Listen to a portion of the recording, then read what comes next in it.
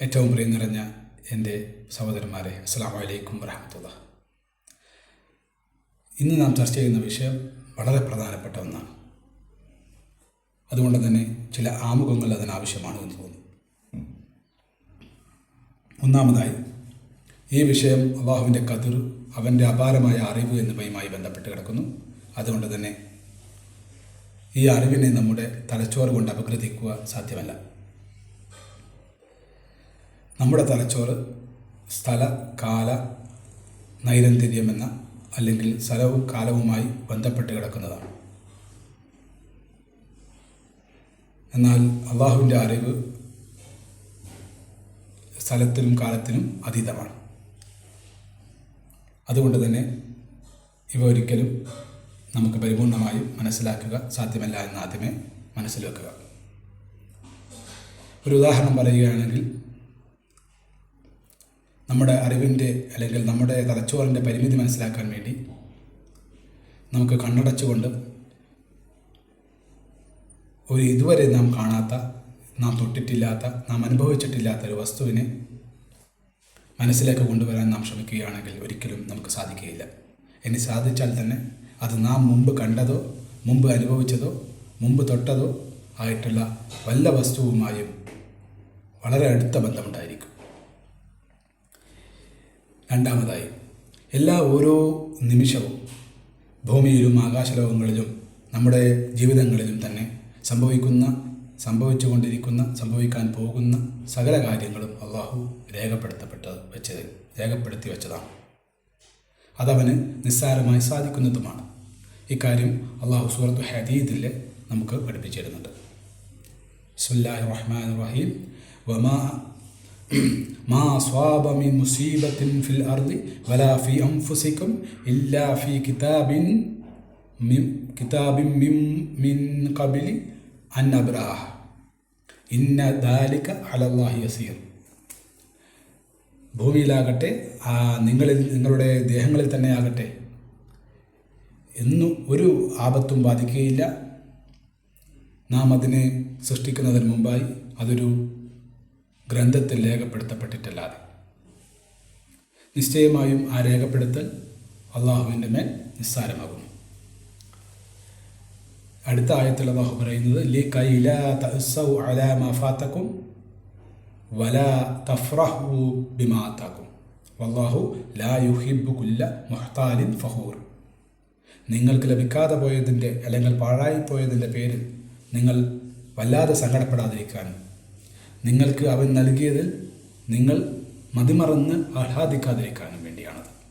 ദുരഭിമാനികളായ അല്ലെങ്കിൽ പൊങ്ങച്ചക്കാരായ ഒരാളെയും അള്ളാഹു ഇഷ്ടപ്പെടുകയില്ല. മൂന്നാമതായി, അവൻ്റെ ഈ വിശാലമായ അറിവിൻ്റെ അടിസ്ഥാനത്തിലാണ് അവൻ വിധിച്ചിട്ടുള്ളത്. അതുകൊണ്ട് തന്നെ നമുക്ക് ഏറ്റവും അനുയോജ്യമായതാണ് നമ്മുടെ റബ്ബ് വിധിച്ചതെല്ലാം തന്നെ. ഇനി നമ്മൾ വിഷയത്തിലേക്ക് കടക്കുകയാണ്. ചിലപ്പോഴെങ്കിലും നമ്മുടെ എല്ലാം ഉള്ളിൽ കടന്നു വന്നിട്ടുള്ള ഒരു ചോദ്യത്തിന് ഉത്തരം ശ്രമിക്കുകയാണ് നമ്മൾ. അതിനിടയിൽ മറ്റൊരു കാര്യം കൂടെ, അതായത് എൻ്റെ അറിവിൻ്റെയും കഴിവിൻ്റെയും പരിമിതി കാരണമായി ഈ വിഷയം ചർച്ച ചെയ്യുമ്പോൾ ഉണ്ടാകാവുന്ന തെറ്റുകുറ്റങ്ങളിൽ നിന്ന് റബ്ബിനോട് ഞാൻ കാവലും ചോദിക്കുകയാണ്. അതുപോലെ എൻ്റെ ഈ അവതരണത്തിൽ നിന്ന് തെറ്റായി വല്ലതും നിങ്ങൾ മനസ്സിലാക്കപ്പെടുമോ എന്നും ഞാൻ ഭയപ്പെടുന്നുണ്ട്. അതുകൊണ്ട് അള്ളാഹുവിനോട് ആദ്യമേ കാവലും ചോദിക്കുകയാണ്. റബ്ബി ഇശ്റഹ് ലി സദ്രി വയസ്സിർ ലി അംരി വഹ്ലുൽ ഉഖ്ദതം മിൻ ലിസാനി യഫ്ഖഹു ഖൗലി. വിഷയത്തിലേക്ക് വന്നാൽ, നമുക്ക് ചുറ്റും പലപ്പോഴും നാം കാണുന്നത് ധനം, ജീവിത നിലവാരം, മറ്റു ജീവിത സൗകര്യങ്ങളെല്ലാം തന്നെ ഓരോ മനുഷ്യർക്കും വ്യത്യസ്തമായി നൽകപ്പെട്ടതായാണ്. ചിലർ വായു വെള്ളിക്കരണ്ടിയുമായി ജനിക്കുമ്പോൾ മറ്റു ചിലർ പ്രയാസങ്ങളുടെ മേൽ പ്രയാസങ്ങൾ അനുഭവിച്ചുകൊണ്ടിരിക്കുന്നു. ചിലർ ആഡംബരങ്ങളിൽ അഭിരമിക്കുമ്പോൾ മറ്റുള്ളവർ എങ്ങനെയൊക്കെയോ ഓരോ ദിനവും കടന്നു പോകുന്നു. ഇവിടെയാണ് ഒരു ചോദ്യം പ്രസക്തമാകുന്നത്. അള്ളാഹു നീതിമാനാണെങ്കിൽ നഊദുബില്ലാ, എന്തുകൊണ്ടവൻ ധനവും ജീവിത സൗകര്യങ്ങളും ഒരേപോലെ ഭാഗിച്ചു നൽകിയില്ല? ഇതിൻ്റെ ഉത്തരം ഒറ്റ വാക്കിൽ പറഞ്ഞാൽ അള്ളാഹുവിൻ്റെ മഹത്തായ അറിവിൻ്റെയും അവൻ്റെ വിധിയുടെയും അടിസ്ഥാനത്തിലാണ് ഈ വിതരണം നടത്തിയിട്ടുള്ളത് എന്നതാണ്.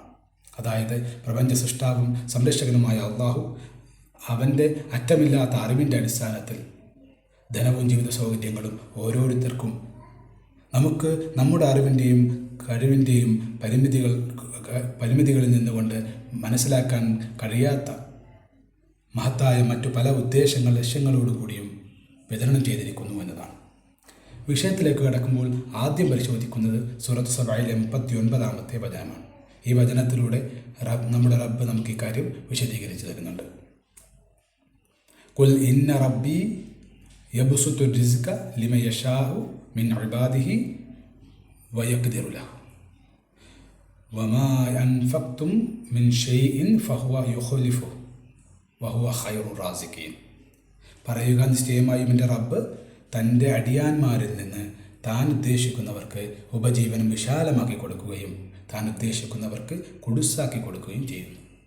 നിങ്ങൾ ഏതൊരു വസ്തു ചെലവഴിക്കുകയാണെങ്കിലും അവൻ അതിന് പകരം നൽകുന്നതാണ്. അവൻ ഉപജീവനം നൽകുന്നവരിൽ വെച്ച് ഉത്തമനത്രേ. പ്രധാനപ്പെട്ട 2 പാഠങ്ങളാണ് ഇത് നൽകുന്നത്. ഒന്നാമതായി, ധനം അല്ലാഹുവിൻ്റെ നിയന്ത്രണത്തിലാണ്. അവൻ ചിലർക്കത് ധാരാളമായി നൽകുന്നു, മറ്റു ചിലർക്ക് കുടുസായും, അല്ലാതെ മനുഷ്യൻ്റെ ആഗ്രഹങ്ങൾക്കനുസരിച്ചല്ല. രണ്ടാമതായി, നമ്മൾ എന്ത് നൽകുന്നുവോ അതാണ് നമുക്ക് തിരികെ ലഭിക്കുന്നത്. അതായത് ധനം ഒരു പരീക്ഷണമാണ്. അള്ളാഹുവിൻ്റെ പ്രീതി ആഗ്രഹിച്ചുകൊണ്ട് അവൻ്റെ മാർഗത്തിൽ ആരത് ചിലവഴിക്കുന്നുവോ അവർക്കത് തിരികെ ലഭിക്കും, ഇഹലോകത്തും പരലോകത്തും. ഒരു ഉദാഹരണത്തിന്, ഒരു അധ്യാപകൻ തൻ്റെ വിദ്യാർത്ഥികൾക്ക് ഓരോരുത്തർക്കും വ്യത്യസ്തമായ ചോദ്യങ്ങൾ ഉൾപ്പെടുത്തിക്കൊണ്ട് ഒരു എക്സാം നടത്തുന്നു എന്ന് സങ്കല്പിക്കുക. ഒരാൾക്ക് മാത്സ് ആണെങ്കിൽ മറ്റൊരാൾക്ക് ഹിസ്റ്ററിയാണ്. അവർ പരസ്പരം ചോദ്യങ്ങൾ കമ്പയർ ചെയ്യുകയാണെങ്കിൽ അവർക്ക് അൺഫെയറായി തോന്നാം. കാരണം മാത്സിൽ ഒരു ഉത്തരം എഴുതാൻ ചിലപ്പോൾ 1-2 വരി മതിയാകും. എന്നാൽ ഹിസ്റ്ററിയിൽ ഒരു ഉത്തരത്തിന് ചിലപ്പോൾ ഒരു പാരഗ്രാഫോ ചിലപ്പോൾ പല പേജുകളോ ആവശ്യമായി വന്നേക്കും. എന്നാൽ ഈ ചോദ്യങ്ങൾ തയ്യാറാക്കിയ അധ്യാപകന് ഏതൊക്കെ വിഷയങ്ങളിലാണ് പരീക്ഷ എഴുതുന്നതെന്നും അത് എങ്ങനെയാണ് ഇവാലുവേറ്റ് ചെയ്യുന്നതെന്നും നന്നായി അറിയാവുന്നതാണ്. അതുപോലെ അല്ലാഹു സുബ്ഹാനഹു തആല ധനം, ദാരിദ്ര്യം, രോഗം, പട്ടിണി ഒക്കെ കൊണ്ട് ഓരോരുത്തരെയും പല രീതിയിൽ പരീക്ഷിക്കുകയാണ്. നമ്മൾ പരസ്പരം നോക്കി അവന് ലഭിച്ചത് എനിക്ക് ലഭിച്ചില്ലല്ലോ എന്ന് ചിന്തിക്കുന്നതിൽ ഒരർത്ഥവുമില്ല. പകരം തനിക്ക് കിട്ടിയത് അവന് കിട്ടാത്തതും അവന് കിട്ടിയത് എനിക്ക് കിട്ടാത്തതും ഒക്കെയും റബ്ബിൻ്റെ ഓരോ തരത്തിലുള്ള പരീക്ഷണങ്ങളാണ്. എനിക്ക് കിട്ടിയതിൽ ഞാൻ നന്ദി കാണിക്കുകയും എനിക്ക് കിട്ടാത്തതിൽ നിരാശപ്പെടാതെ ക്ഷമിക്കുകയുമാണ് ചെയ്യേണ്ടത് എന്നാണ് അള്ളാഹു പഠിപ്പിക്കുന്നത്. അടുത്തതായി നമ്മൾ പരിശോധിക്കുന്നത് ഇതുമായി ബന്ധപ്പെട്ട് സൂറത്തു സുഖ്റുഫിലെ 43-ാം അധ്യായം 32-ാമത്തെ വചനമാണ്. അള്ളാഹു ആർക്ക് എന്ത് നൽകണം എന്ന് തീരുമാനിക്കുന്നു എന്നാണ് ഇവിടെ പറയുന്നത്. അതായത് ആർക്ക് എന്ത് നൽകണമെന്ന് അള്ളാഹുവാണ് തീരുമാനിക്കുന്നത് എന്നർത്ഥം. അവിടെ അള്ളാഹു ഒരു ചോദ്യം ചോദിക്കുകയാണ്. അഹും യക്സിമൂന റഹ്മത്ത് റബ്ബിക്.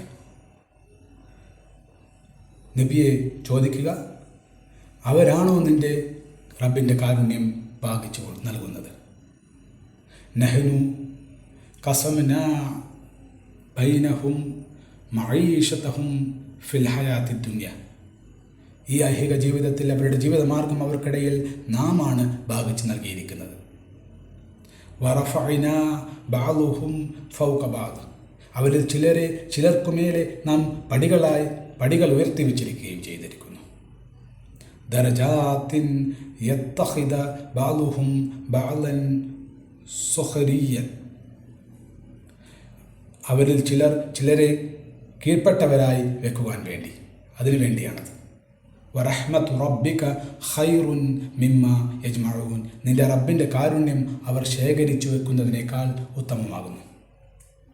3 പ്രധാനമായ കാര്യങ്ങളാണ് ഇവിടെ ചർച്ച ചെയ്യുന്നത്. ഒന്നാമതായി, സമ്പത്തിൻ്റെ നിയന്ത്രണം മനുഷ്യരുടെ കയ്യിലല്ല, അത് ലോകരക്ഷിതാവായ അള്ളാഹുവിൻ്റെ യുക്തി അനുസരിച്ചാണ്.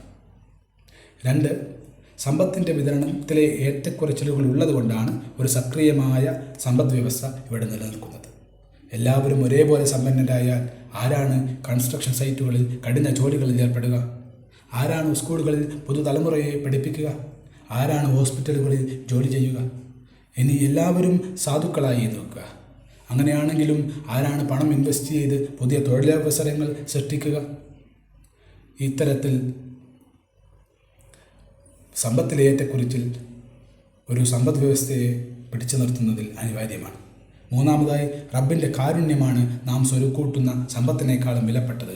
ശരിയായ വിജയം റബ്ബിൻ്റെ കാരുണ്യവും സാമീപ്യവും ശ്രദ്ധിക്കലാണ്, അല്ലാതെ നാം എത്ര സമ്പാദിച്ചു എന്നതിലല്ല.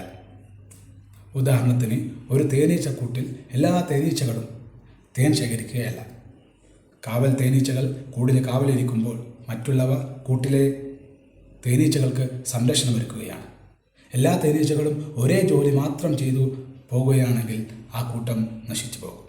അതുപോലെ അള്ളാഹു നമ്മെ ഓരോരുത്തരെയും ഓരോ റോളിലാണ് സൃഷ്ടിച്ചിട്ടുള്ളത്. അത് ഈ സമൂഹത്തിൻ്റെ നിലനിൽപ്പിന് അനിവാര്യമാണ്.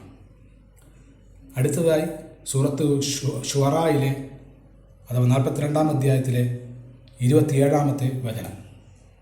എന്തുകൊണ്ടാണ് റബ്ബ് എല്ലാവർക്കും അവരാഗ്രഹിക്കുന്ന അത്രയും സമ്പത്ത് നൽകിയില്ല എന്നതാണ് ഇവിടെ വിശദീകരിക്കുന്നത്. ബിസ്മില്ലാഹിർ റഹ്മാനിർ റഹീം. വലൗ ബസത്തല്ലാഹു റിസ്ക ലിഇബാദിഹി ലബഉ ഫിൽ അർളി വലാകിന്ന യുനസ്സിലു ബിഖദർ മാ യശാ ഇന്നഹു ബിഇബാദിഹി ഖബീറുൻ ബസീർ. അള്ളാഹു അവൻ്റെ അടിയാന്മാർക്ക് ഉപജീവനം വിശാലമാക്കി കൊടുത്തിരുന്നുവെങ്കിൽ അവർ ഭൂമിയിൽ അതിക്രമം നടത്തുമായിരുന്നു. പക്ഷേ അവൻ താൻ ഉദ്ദേശിക്കുന്ന ഒരു തോതിൽ അനുസരിച്ച് ഇറക്കിക്കൊടുക്കുകയാണ് ചെയ്യുന്നത്. നിശ്ചയമായും അവൻ തൻ്റെ അടിയാന്മാരെ പറ്റി സൂക്ഷ്മജ്ഞാനിയും കണ്ടറിയുന്നവരുമാകുന്നു. അതായത് അള്ളാഹു എല്ലാവർക്കും ഒരു പരിധിയുമില്ലാതെ ധനം നൽകിയിരുന്നെങ്കിൽ അവരിൽ ഭൂരിഭാഗം പേരും അഹങ്കാരികളും അശ്രദ്ധരും അഴിമതിക്കാരുമായി മാറുമായിരുന്നു. അതിനു പകരം അള്ളാഹു ഓരോരുത്തർക്കും അവർക്ക് പ്രയോജനപ്രദമായത് മാത്രം നൽകുകയാണ് ചെയ്യുന്നത്. അല്പമെന്ന് ആലോചിച്ച് നോക്കുക. ഭൂമിയിൽ എല്ലാവർക്കും വേണ്ടത്ര ജീവിത സൗകര്യങ്ങൾ നൽകപ്പെട്ടു എന്ന് സങ്കല്പിക്കുക. ഒരാൾ മറ്റൊരാളെ അനുസരിക്കുമോ? മറ്റൊരാൾക്ക് കീഴൊതുങ്ങുമോ? കീഴൊതുങ്ങുവാൻ സാധ്യമാകുമോ? ജോലികൾ ചെയ്യാൻ ആളെ കിട്ടുമോ? അന്യോന്യം തട്ടിക്കറുകയും കയ്യേറ്റം ചെയ്യുകയുമല്ലാതെ സഹകരണത്തിനും സഹായത്തിനും ആളുണ്ടാകുമോ? എല്ലാവരും ജീവിത ക്ലേശം അനുഭവിക്കുന്ന അവസ്ഥയാണെങ്കിലും സ്ഥിതിയും ഇതുപോലെ തന്നെയാണ്. ഏറെക്കുറെ ഇതുപോലെ തന്നെയായിരിക്കും. വലിയ തോതിൽ പണം ഇൻവെസ്റ്റ് ചെയ്ത് പുതിയ തൊഴിലവസരങ്ങൾ സൃഷ്ടിക്കാൻ ആരുണ്ടാകും? അതുകൊണ്ട് തന്നെയാണ് ഉപജീവന മാർഗത്തിൽ അള്ളാഹു ചിലരെ ഉയർത്തുകയും ചിലരെ താഴ്ത്തി വെക്കുകയും ചെയ്തിരിക്കുന്നത്. അപ്പോഴേ മനുഷ്യജീവിതമാകുന്ന തുലാസിൻ്റെ സമനില ശരിയാവുകയുള്ളൂ. ഇനി ഒരു ഗോൾഡൻ റൂൾ, അതായത് ധനത്തിൻ്റെ കാര്യത്തിൽ സത്യവിശ്വാസി പുലർത്തേണ്ട ഒരു ഗോൾഡൻ റൂളാണ് ഇനി പഠിപ്പിക്കുന്നത്. സഹീഹ് മുസ്ലിം റിപ്പോർട്ട് ചെയ്ത ഹദീസിൽ നബി സല്ലല്ലാഹു അലൈഹി വസല്ലം ആണിത് പഠിപ്പിക്കുന്നത്. സമ്പത്തിൽ നമ്മളെക്കാൾ താഴ്ന്നവരിലേക്ക് നോക്കുക, നമ്മളെക്കാൾ ഉയർന്നവരിലേക്കല്ല. അത് റബ്ബ് നൽകിയ അനുഗ്രഹങ്ങളെ വിലകുറച്ച് കാണാതിരിക്കാൻ നിങ്ങളെ സഹായിക്കും. അതായത് നന്ദിബോധം മനസ്സിൽ സംതൃപ്തി നിറക്കും. നമ്മൾ സ്വയം ബില്യനേഴ്സിനോട് കമ്പയർ ചെയ്താൽ നാം എപ്പോഴും ദരിദ്രരായി തന്നെ അനുഭവപ്പെടും. എന്നാൽ നാം കമ്പയർ ചെയ്യുന്നത് അന്നന്നത്തെ അന്നത്തിന് കഷ്ടപ്പെടുന്നവരോടാകുമ്പോൾ നാം അനുഗ്രഹീതരാണ് എന്ന് നമുക്ക് തിരിച്ചറിയാനും നന്ദി കാണിക്കാനും സാധിച്ചേക്കും. സംതൃപ്തിയാണ് യഥാർത്ഥ സ്വത്ത്. അതുള്ളവർക്ക് ഏതവസ്ഥയിലും പിരിമുറുക്കമോ ആശങ്കകളോ ഇല്ലാതെ ജീവിതം മുന്നോട്ട് പോകാൻ കഴിയും. പറയാറുണ്ട്, ഷൂസ് ഇല്ലാതെ പ്രയാസപ്പെടുന്ന ഒരാൾ കാലില്ലാത്ത ഒരാളെ കാണുമ്പോൾ തൻ്റെ പ്രയാസം മറക്കുമെന്ന്. ചുരുക്കത്തിൽ, ഒന്നാമതായി, ഭൂതവും ഭാവിയും വർത്തമാനവും ഒരുപോലെ അറിയുന്ന റബ്ബിൻ്റെ പ്ലാനിൽ വിശ്വസിക്കുക. അവനറിയാം അവൻ്റെ ഓരോ അടിമക്കും ഏറ്റവും നല്ലത് എന്താണെന്ന്. രണ്ടാമതായി, കഠിനാധ്വാനം ചെയ്യുക. റബ്ബ് ധനം എത്രയാണെന്ന് രേഖപ്പെടുത്തി വെച്ചതാണെങ്കിലും നാം അതിനുവേണ്ടി പണിയെടുക്കേണ്ടതുണ്ട്. മൂന്നാമതായി, ദാനധർമ്മങ്ങൾ അധികരിപ്പിക്കുക. നമ്മുടെ ധനത്തിൽ നിന്ന് നാം നൽകുന്നത് ഒരിക്കലും തന്നെ കുറയ്ക്കുകയല്ല, മറിച്ച് അതിനെ വളർത്തുകയാണ് ചെയ്യുന്നത്. നാലാമതായി, നന്ദിയുള്ളവരാവുക. ജീവിത സംതൃപ്തിയാണ് നാം സ്വരുക്കൂട്ടുന്ന നോട്ടുകെട്ടുകളേക്കാൾ വിലയേറിയത് എന്ന് മനസ്സിലാക്കുക. മുഹമ്മദ് നബി സല്ലല്ലാഹു അലൈഹി വസല്ലം സഹീഹ് ബുഖാരിയും മുസ്ലിമും റിപ്പോർട്ട് ചെയ്യുന്ന ഹദീസിൽ ഇപ്രകാരം പഠിപ്പിച്ചു: സമ്പന്നത ലൗകിക സുഖങ്ങളുടെ ആധിക്യത്തിലല്ല, മറിച്ച് സമ്പന്നമായ മനസ്സുണ്ടാകലാണ്. സമ്പത്ത് ഒരു ജീവിത ലക്ഷ്യമാക്കാതെ അതൊരു പരീക്ഷണമാണ് എന്ന് തിരിച്ചറിയുക. അതുപോലെ അപ്രകാരം പരീക്ഷണമാണെന്ന് തിരിച്ചറിഞ്ഞുകൊണ്ട് വിജയികളാകാൻ നമുക്ക് ഏവർക്കും സാധിക്കട്ടെ എന്ന് പ്രാർത്ഥിക്കുകയാണ്. റബ്ബനാ ആതിനാ ഫിദ്ദുനിയ ഹസന വഫിൽ ആഖിറതി ഹസനത വഖിനാ അദാബന്നാർ. വആഖിറു ദഅവാനാ അനിൽ ഹംദുലില്ലാഹി റബ്ബിൽ ആലമീൻ. വസ്സലാമു അലൈക്കും വറഹ്മത്തുള്ളാഹി.